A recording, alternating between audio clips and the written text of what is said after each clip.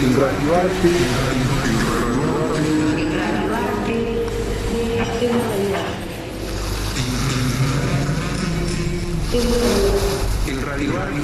es la inspiración que se le hace al receptor, al oyente, al escucha, a que pueda configurar un escenario propio. Se apela mucho al aspecto subjetivo del radialista, la persona que elabora esta pieza. Debe ser armónico, tiene que sonar bien. Es un género totalmente libre en su construcción. Totalmente libre en su construcción.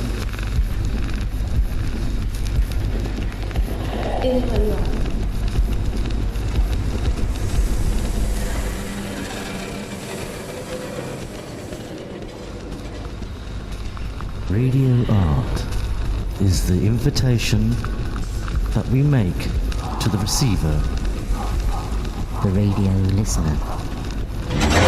Time to configure the space of their own. We appeal to the person who creates the piece, the artist's subjectivity. It has to be harmonic. Los ingredientes con los que vamos a trabajar son los elementos del lenguaje, con música, con efecto, con la voz, la palabra y con el silencio. It has to sound good. It is a completely free genre when it comes to framework.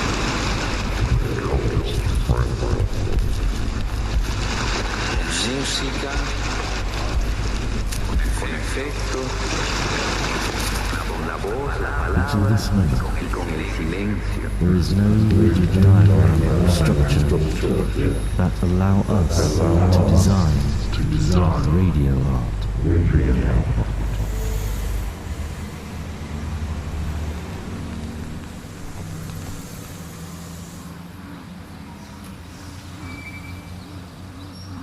You're listening to the noise, the message.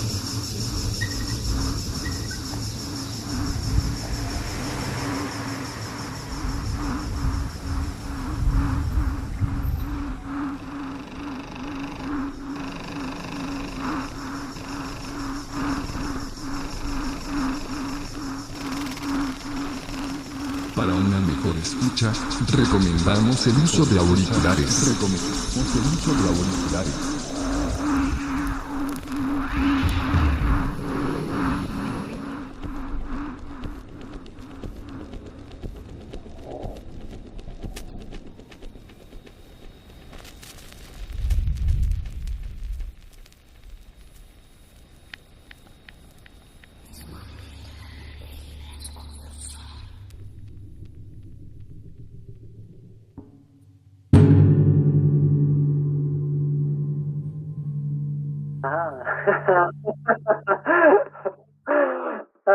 Yes. Hello, my name is Eleni Ikoniadou. I have just been promoted. I've just been made a reader in digital culture and sonic arts at the Royal College of Art. And I have practice and try to do things outside teaching and academic research as well. So work with sound across different ways, with different collectivities, different collaborations with people on my own and so on for different projects. So my relationship to sound is continuous for many, many years. I think I went to sound because it seemed like the obvious way to go at the beginning of 2000 when there was a lot of debates, I guess, that I was interested in and engaging with against kind of visual culture, the primacy of vision, primacy of the eye, which has to do with philosophy, of course, and it goes back to the ancient Greeks, this primacy of the eye and of the mind over body debate. So during my MAs, before my MA it started, but during my MA at Goldsmiths College, it really solidified I thought this is really, this came into place, I started working with sound and installation then. And it to me was dynamic, it was direct, it was immediate, it was very bodily. It was kind of responding to all the problems we had with vision. So yeah, that's why I went to sound. I don't know if that answers the question what my relation to sound is. I think we're close, but I am also maybe there will be another chance to talk about that. I'm not very fond of sonic fetishism. So, you know, because I guess part of this effort to work in other ways, which are not only visual, and to think in other ways that are more than visual, led to a bit of a problem, I think, a bit of an issue with kind of replacing one king for another, you know, so replacing vision, replacing the king of that throne with sound. And I thought, and Jonathan Stern writes about this as well, really interestingly, that, you know, there's no, you know, the fetishism of the senses. Oh, now it's the ear and it's sound, and it's hearing and it's listening. That's the most important thing. And I think that's problematic as well. So I was interested more in the, you know, multisensorial kind of, you know, bodily way that I thought sound was more direct to. So I'd like that noted, that I'm not a sonic fetishist. Although I love sound. There's my perception of sound. Can you say a little bit more about that? So you mean in what way? Is it okay if it's not sense, but it's something else? Because the first thing that comes to my mind when you say perception of sound is two things, which I guess I've been working on a little bit, is joy. Sound is joy, and collectivity. And I think that's a really interesting part of this world, of this realm, of the sonic realm. It feels like a much more collective, of course, more open, many things we could say about that. But if I had to choose like a direct thing that it means to me, is collectivity, I think. Joy and collectivity.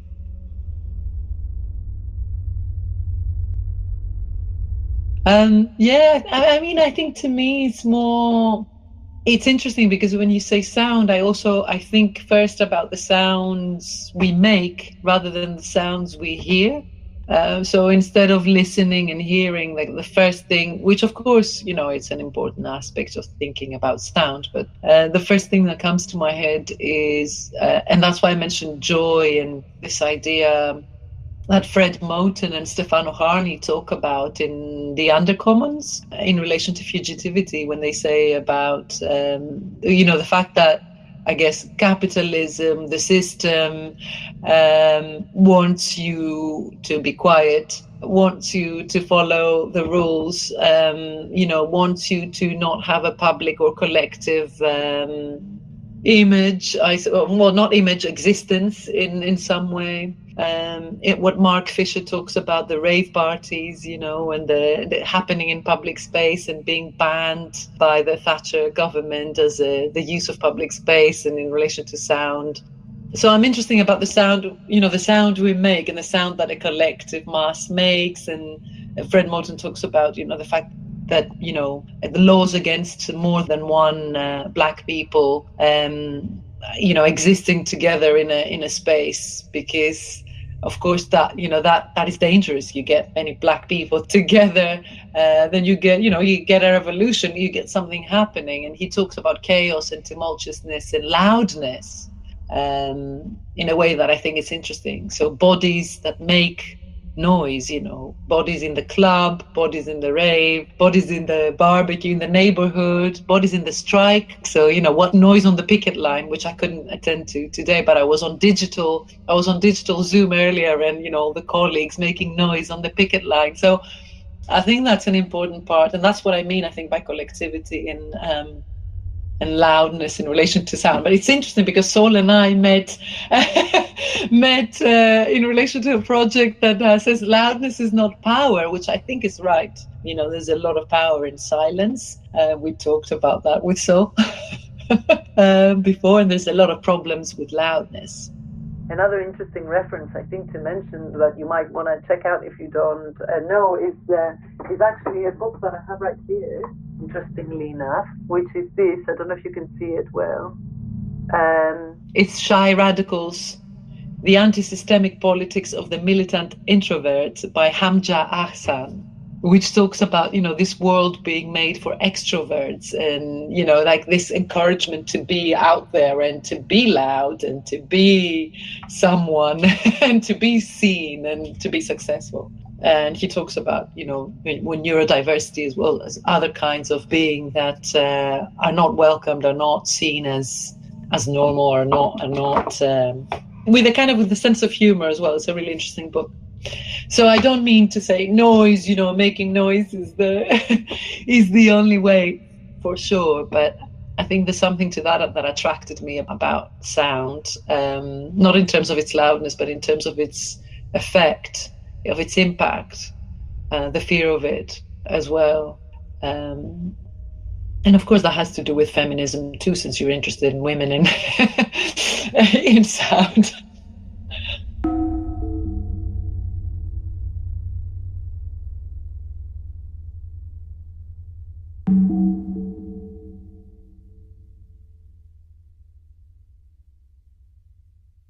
In 1961, at the peak of the space race, the Soviet Union government, headed by Khrushchev, secretly set up an experimental laboratory made of space scientists, artists, computer programmers, philosophers, and sound engineers in Bukhara, Uzbekistan.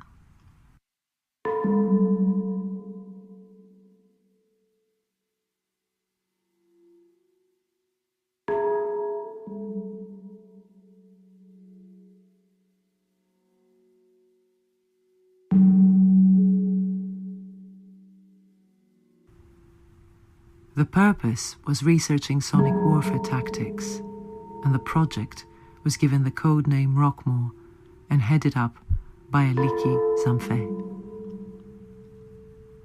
Zamfe was chosen for developing the sonic aspects of Maskirovka, a Russian military doctrine first put into operation during the Battle of Kulikovo against the Tatars in 1380.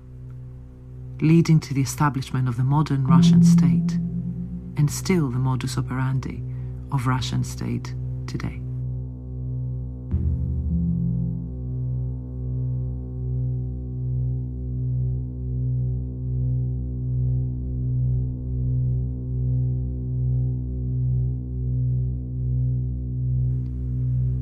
A polymath specializing in a vast range of subjects, Eleni Zamfe possessed exceptional ability in solving complex engineering problems. Between 1950 and 1976, she contributed to the Soviet Union scientific research over 3,400 works, dealing with the most varied problems on pure mathematics, theoretical mechanics, astronomy, aerodynamics, medical psychoacoustics, and artificial intelligence.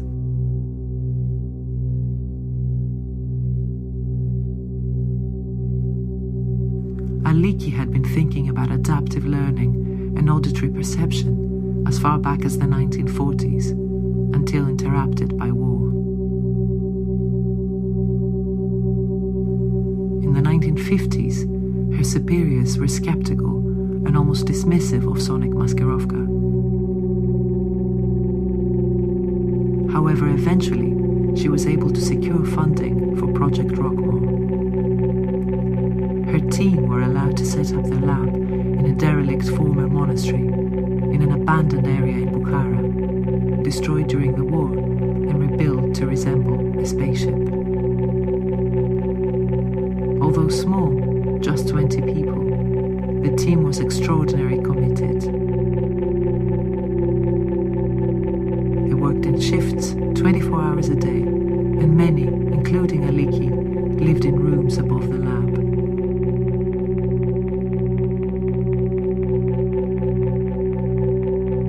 Eleni kept notebooks of her experiments, both the realized and the unrealized, together counting some 6,400 projects. Eleni's granddaughter, Susanna Zamfe, has been studying the notebooks and keeping her own audio journal on the entries relating to Maskirovka. Susanna is a Moscow-based researcher at the Department for Underground Futurity and Sonology and an associate of the sonic research collective Audent, whom she has been feeding with information from her grandmother's notebooks.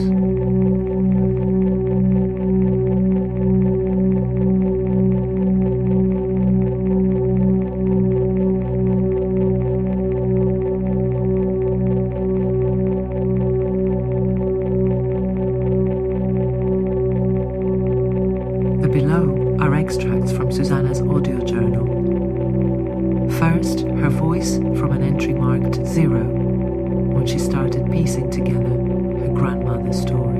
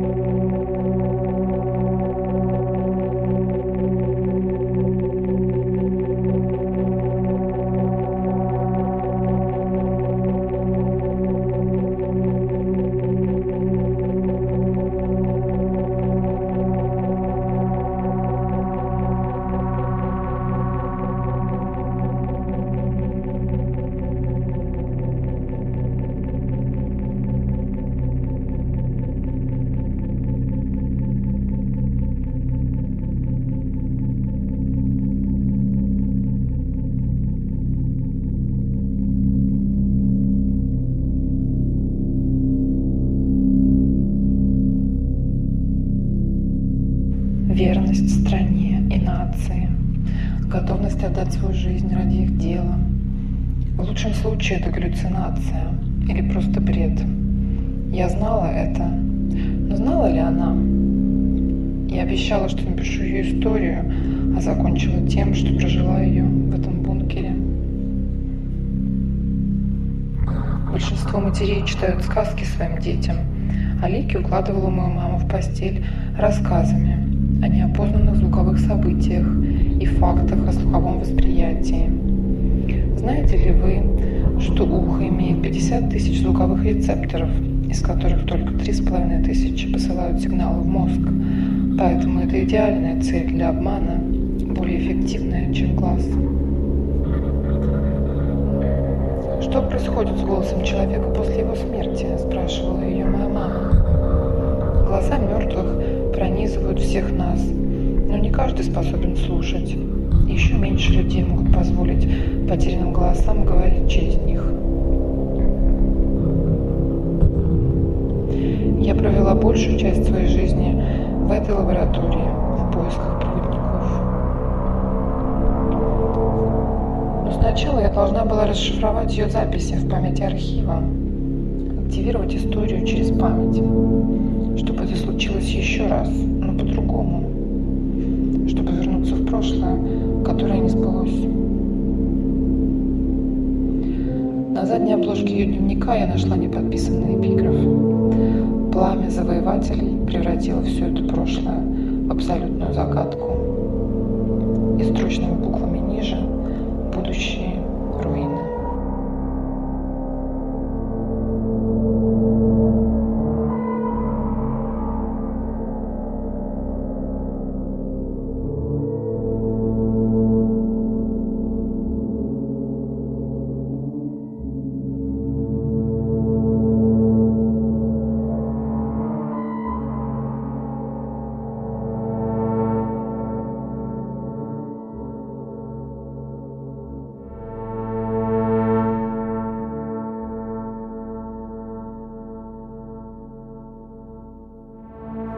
The following is from Susanna's communique to Audent.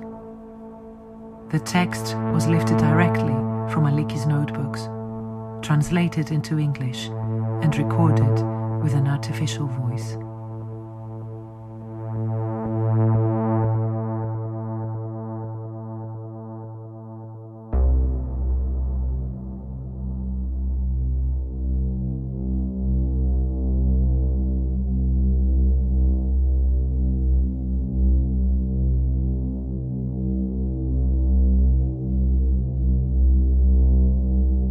Notebook number 9. Date, unknown. We've received information about M.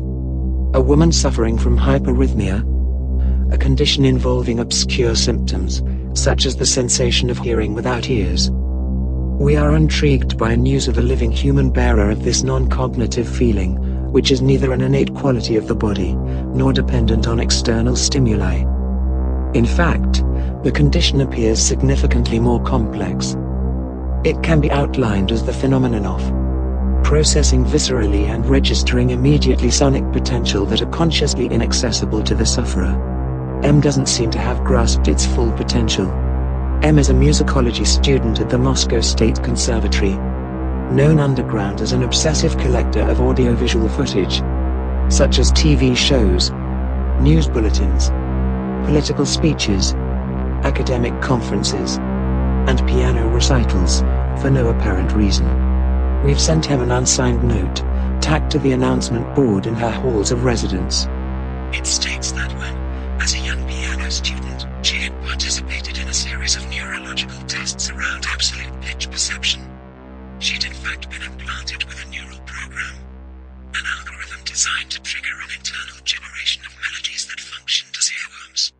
The note alleged that, 18 years later, a team of experts at the Department for Underground Futurity and Sonology might be able to interject the program and inactivate the algorithm.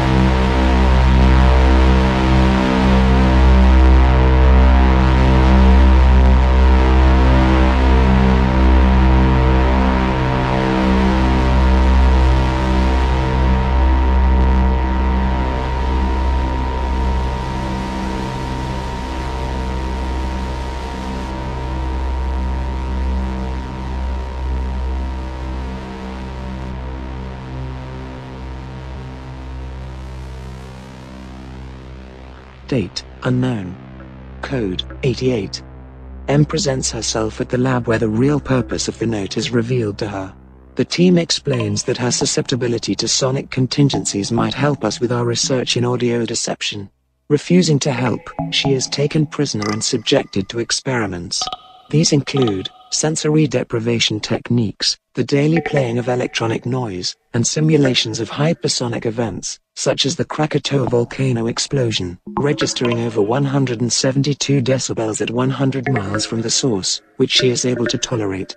Artish Bhatia, one of our leading researchers, comments that this is resilience to something so astonishingly loud that it's inching up against the limits of what we mean by sound perception. Date, unknown. Code 64. Experiments continue. M has oral seizures described as a strange yet familiar feeling. Sometimes consciousness is lost during a seizure, while others she enters a superimposed state of multiple experiences, identified by Dr. Sachs as the doubling of consciousness. This can be compared to a feeling of déjà vu or dreamlike state, but indicates that there are other types of perception available to us. M seems to have access to realities that cannot be contained in anything like an experience in the phenomenological sense. Her vibrational body suggests that actual intentions, decisions, and any sense of self are bound by a rhythmic energy that is contingent, capable of change, mutation, and overlapping. This energy intensifies and complexifies relations between living and artificial, actual and virtual, sensorial and non-conscious.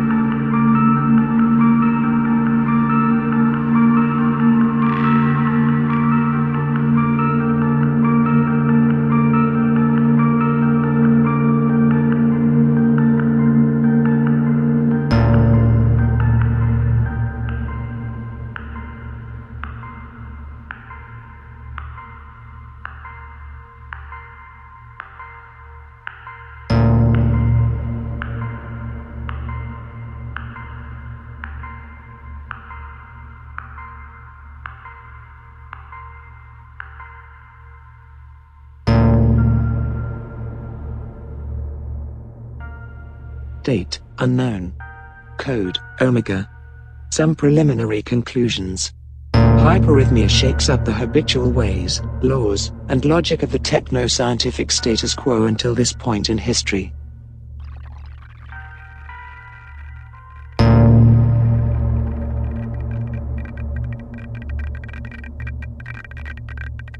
It shows one way with which humans can access the emergence of subterranean temporalities lurking in the shadows of actual events.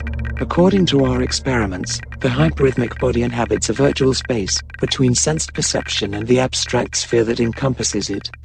Between organic and inorganic strata. Between human and machine.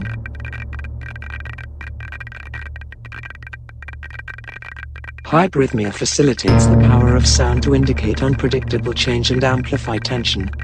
Rather than maintain harmony and balance, the condition cannot be said to belong to the body per se, the way sensory perception is owned by a subject. Rather, it can be understood as a vibrational, shape-shifting, artificial intelligence that assumes and absorbs different carriers. Host to alien conditions, exposing the human body as incomplete, hallucinatory, deprived, and defective.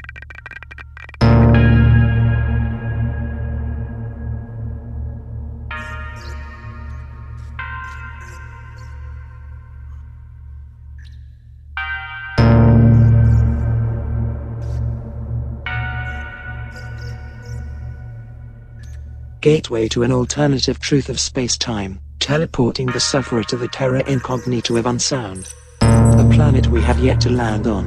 Hyperrhythmia is the zone of infected heterogeneous bodies, relating to the world only contingently. Update. M is not able to return from her hypersonic state of consciousness.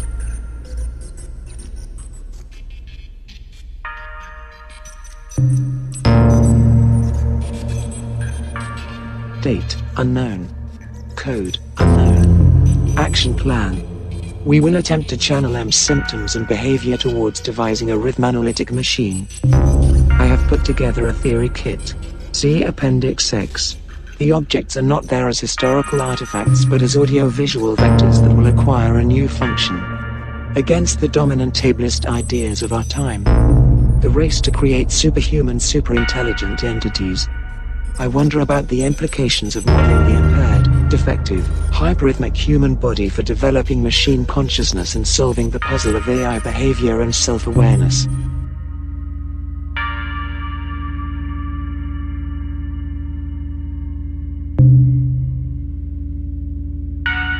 Ultimately, we might be able to intervene on the use of sound as an autonomous sentient entity, capable of generating thought.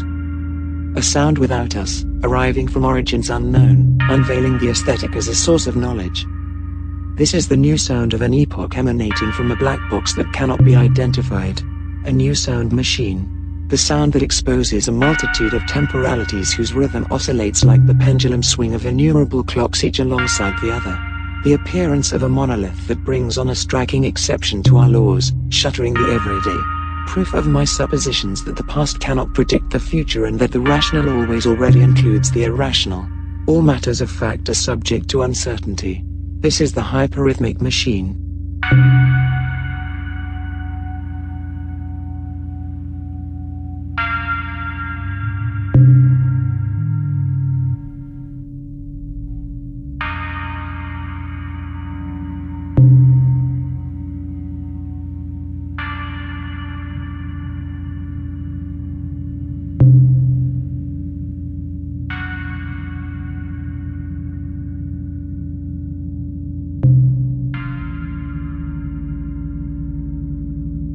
Sketches and diagrams accompanying these notes have not yet been released by Audent.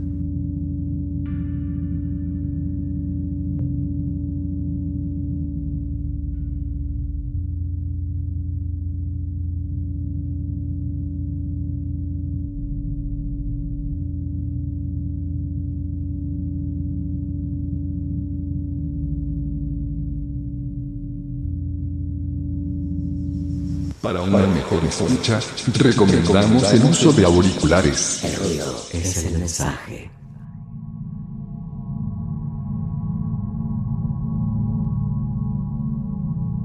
Oh, that's That's interesting. Noise and silence.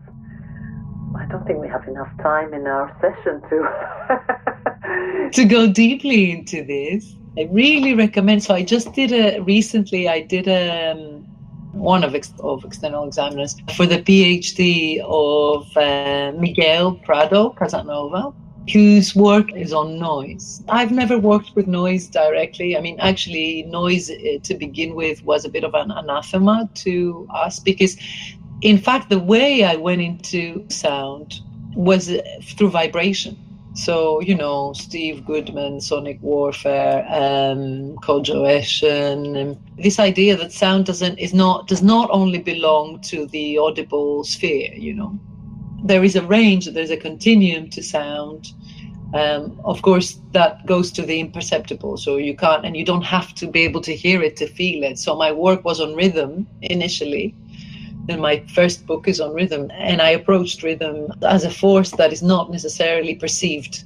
And I was interested in what happens in this kind of sonic, rhythmic realm where it's imperceptible but has an impact. So the opposite of loudness and noise and what we're talking about now. But I think recently there's very interesting work on noise happening, and especially I mentioned Miguel Prado Casanova, whose work is going to be published in a book and is on noise, uncertainty, randomness and control. It's just a really well-conceived critique of existing conceptualizations of noise that I think, if you're interested in this, you should kind of keep an eye for. But in my own research, silence as well. I mean, I mentioned an article before to Sol when we were talking about silence and the power of silence that I thought was interesting. in another book. I keep telling you about books, but I think there isn't anything else, right? It's just like what else? And I happen to have all the books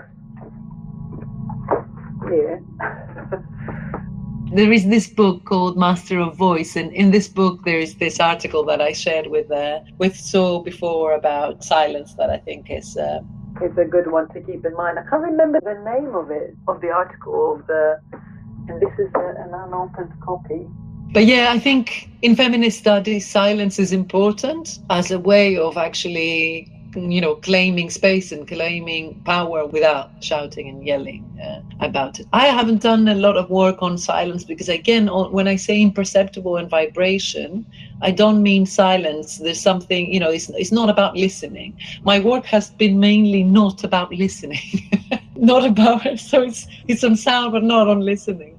Yeah, I think it's I'm definitely all for technology because I come from this kind of digital culture background, of research and work and studies where, media studies and digital media art, where I think there was, we saw something in the potential of technology that wasn't kind of amplifying or wasn't about being progressive or solving all our problems or any kind of, not a technophile approach. But it was definitely that it changed the game in many ways. And I mean, when it comes to feminism, definitely, cyber feminism is a good example of this, how, women, the other is always, in the Western world, the other, whether that's a woman or animal or machine or whatever, is the less than, right? It's this binary opposition.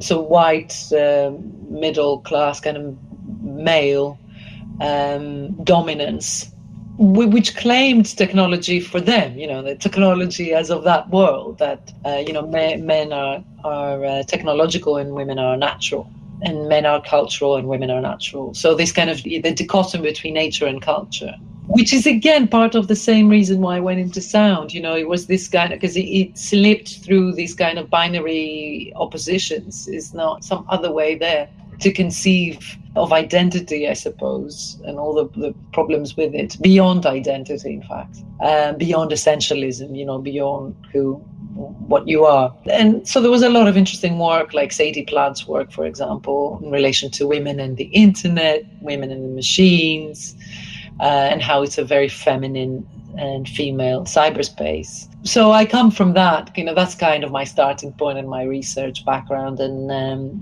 so I definitely I'm definitely not a technophobe. And again, today, you know, with AI and machine learning, there's so much debate about, which is right, there should be, about also in relation to sound, right, and the voice, which I'm interested in, about ethics, of course, and about biases and racism and so on, and that's really important. But I think it's also very much an anthropocentric view of that world, you know. And there's always crucially been that, and where the machine is the other, is either the slave or is either the one who's going to take over and destroy us, or, you know, there is this split between human and machine that it belongs to the same problematic space of dichotomies that I just think are problematic and limiting in thinking about anything, and especially about these things.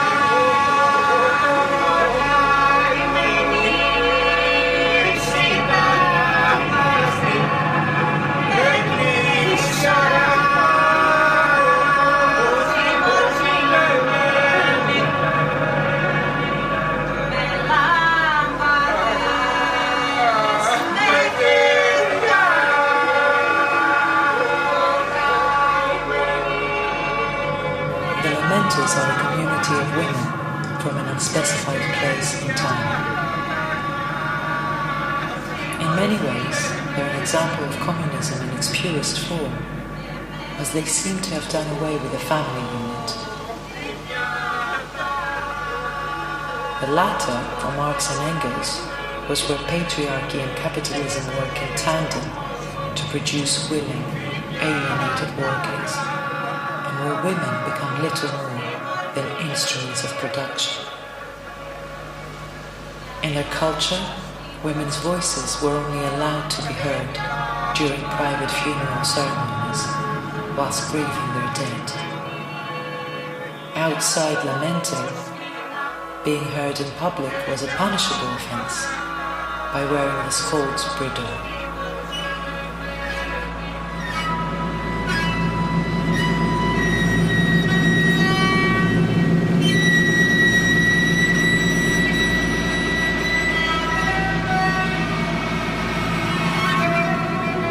The scold was defined as a rude woman, a shrew, and this iron cage was designed to cause public humiliation and great discomforts to the wearer, worn for several hours in order to prevent them from eating, drinking, and most importantly, talking.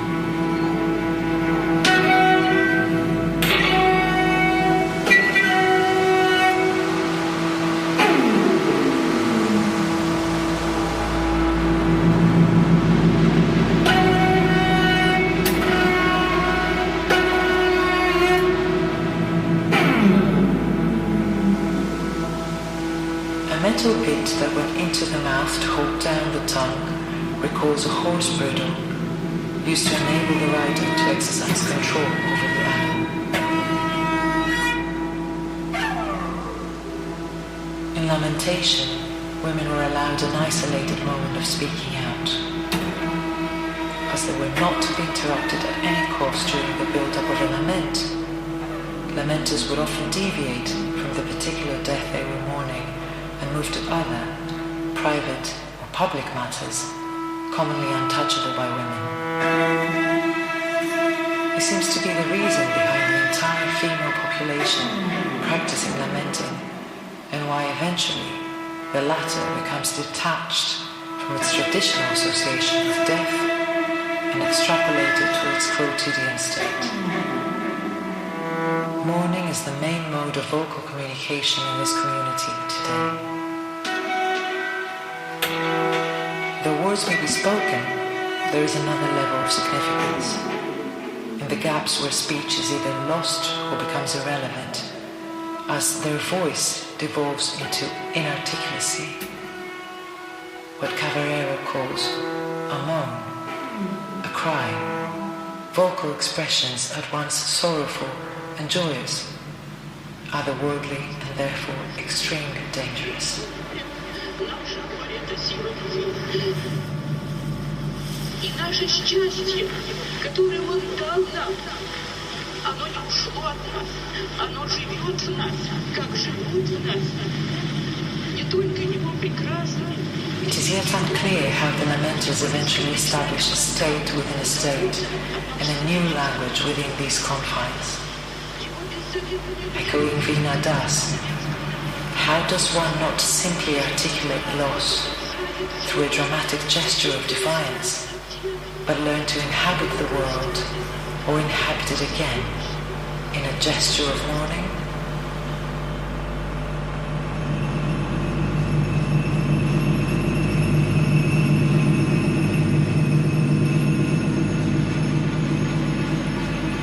The threat lamenting is perceived to pose to the social order is due to the extreme uncertainty that such an orgiastic state of grief carries with it.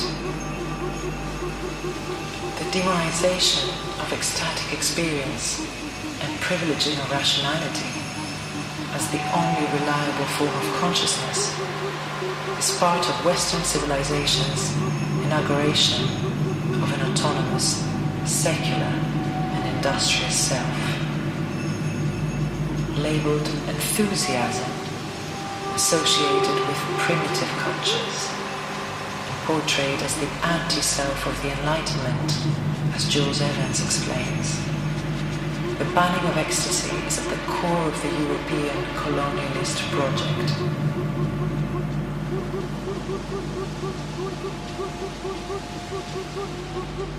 In his book, The Art of Losing Control, Evans maps out 3 centuries of Western culture's efforts to condemn and eliminate ecstatic experience by attributing it to the nervous temperament or weak education of women, the working class, and people of color.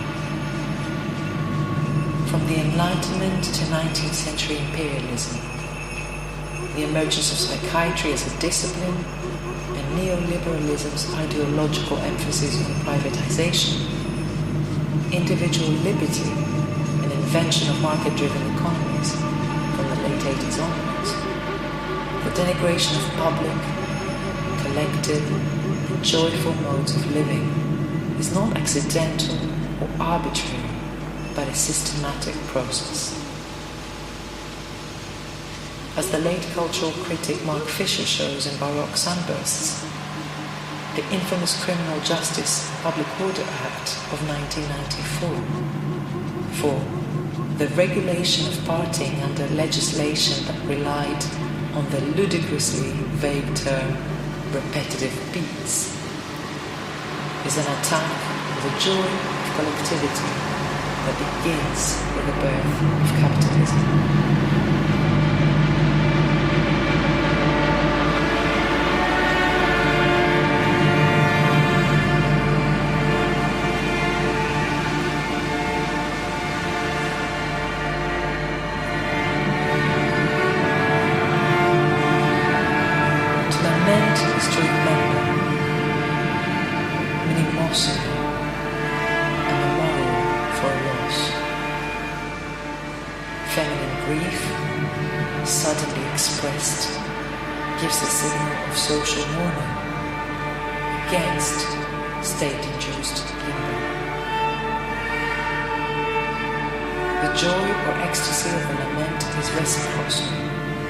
For those who witness it and those who sing it alike.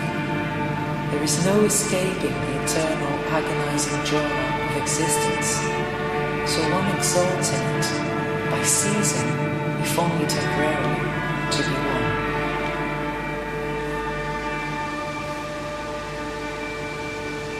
The act of the individual submerging her identity in the chorus there's one way to come to terms with being human. At the same time, for Nietzsche, tragedy is the highest form of art because of the role of the chorus in helping the audience to turn thoughts of repulsion at the horror and absurdity of existence into ideas compatible with life. The chorus, in its lamenting, transports us to a state of wisdom, i.e. intuition mediated through music, rather than mere knowledge, i.e. reason and reasoning. Genuine knowledge is always tragic and unendurable, collective and ecstatic, aesthetic and musical. Art is both an intimation of the horror of reality and a consolation for it.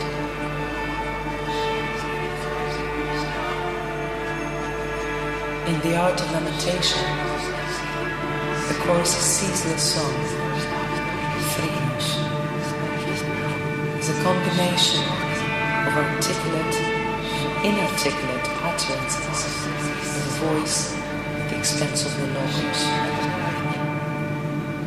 Against the dialectical optimism of man as the rational animal, the lamenters demand the right to opacity.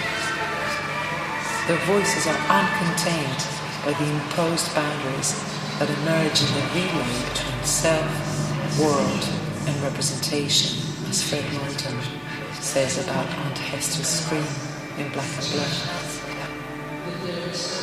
The lament's content is not simply unrepresentable, but instantiates, rather, an alternative to representation. In excess and disruption of meaning, of the modality of subjectivity that makes and interprets meaning.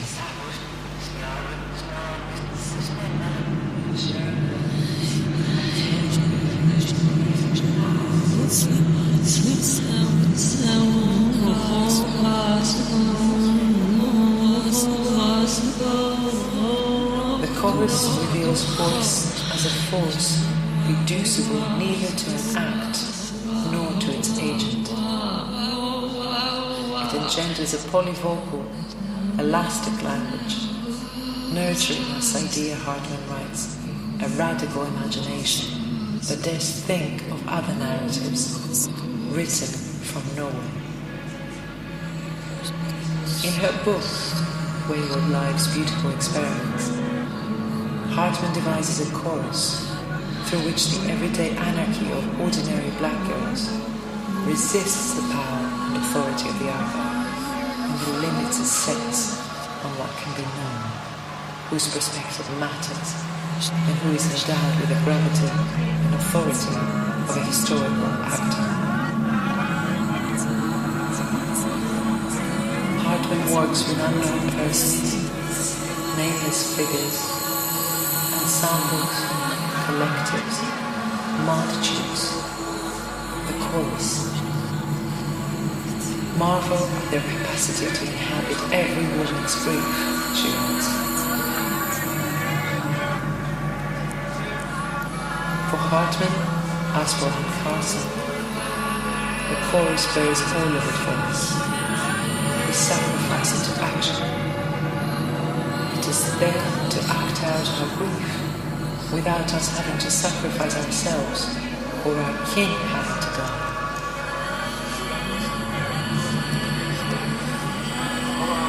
This is a polyphonic assembly, calling for the destruction of the primal oneness of the tragic hero or great man inside the whole. A concept borrowed from music, which literally means multiple voices. Polyphony, after Mikhail Bakhtin, refers to an interaction by numerous simultaneous voices unmerged into a single perspective and unsubordinated to the voice of the author. Polyphony is about an unlimited openness of the voice to develop into unpredictable futures. As Bakhtin says, Nothing conclusive has yet taken place in the world. The ultimate word of the world and about the world has not yet been spoken. Everything is still in the future and will always be in the future.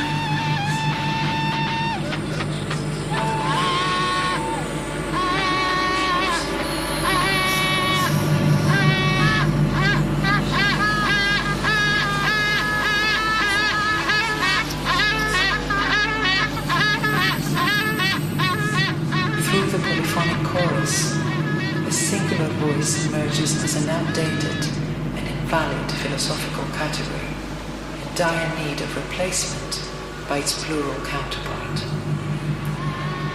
Voices residing outside and beyond language, unhinged from rationality, occupying worlds in which there is no meaning other than sound, allow for the activation and emergence of alternative narratives.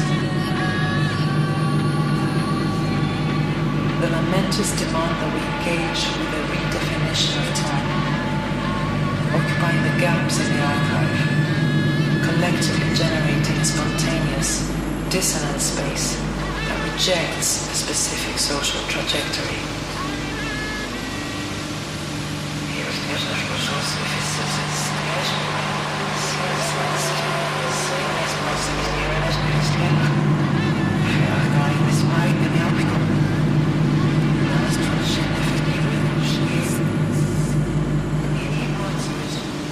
Certain vocalities are entangled in non-human history. As logocentrism is invented and established by the patriarchy, one of its chief tactics from antiquity to present day is an ideological association of female, inanimate, and animal sounds with monstrosity, disorder, and death. Seductive, sympathetic, shriek, gate, cordial,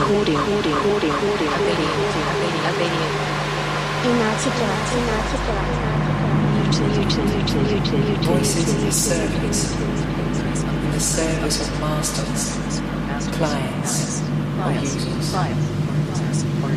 The lamenters rejoice in the dangers of the illogical, irrational, and indeterminate qualities bestowed.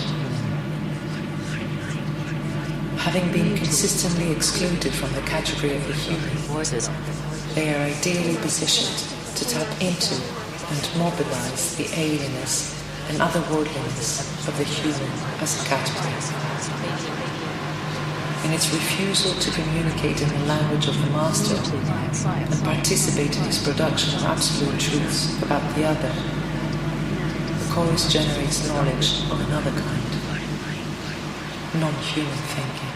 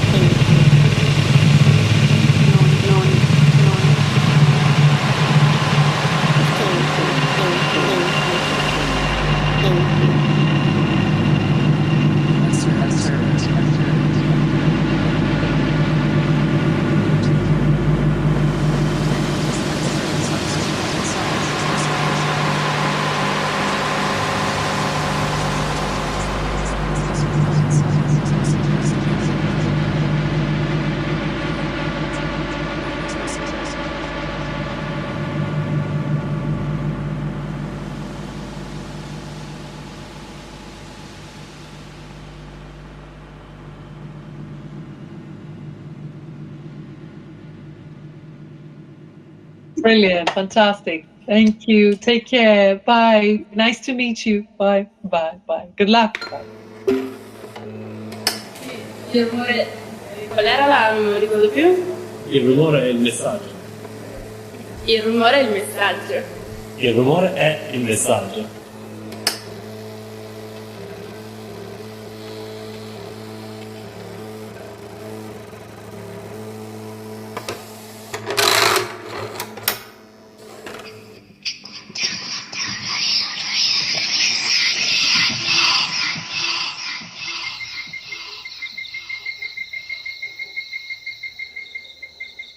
Vamos por más, dice la rana, escúchame, ¿eh?